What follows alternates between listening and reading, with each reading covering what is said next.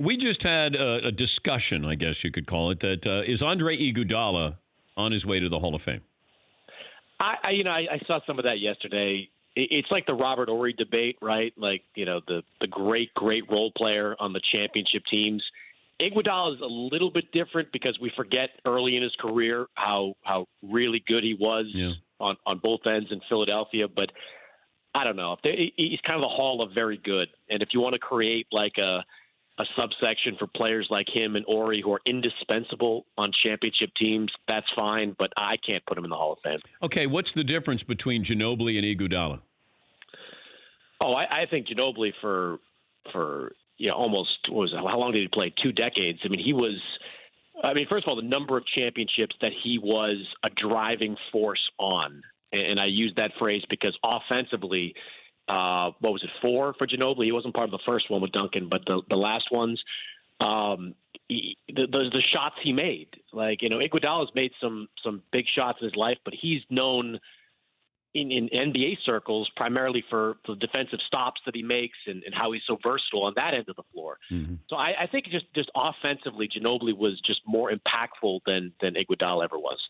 Yeah, Iguodala was a better player. I think that Ginobili was more important to his championship teams. If But you think Iguodala's a better player than Ginobili? Yeah. Yeah, he was better at, he had a higher level that he played at than Ginobili did. I mean, Ginobili was very good, and I think he's a Hall of Famer.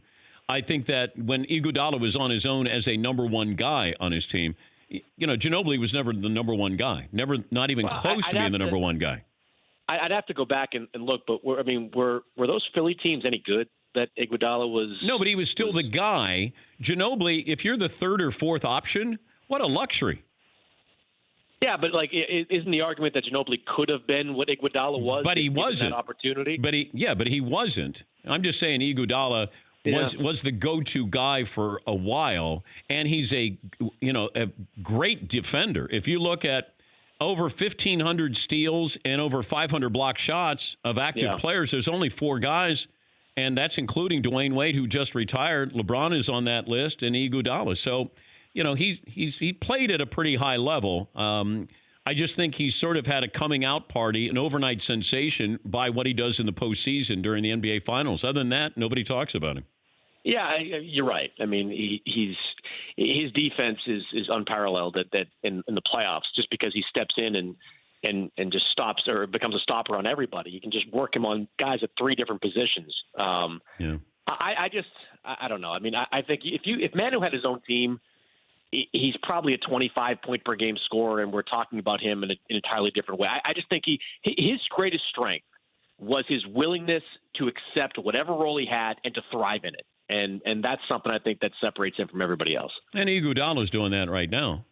He is. He's done that. I mean, do you think Iguodala, when Iguodala came, and I forget what year it was he first came to Golden State, he wasn't the player that he was, at least not offensively, that he was in Philadelphia. It was at a different stage of his career. No. Yeah, I agree.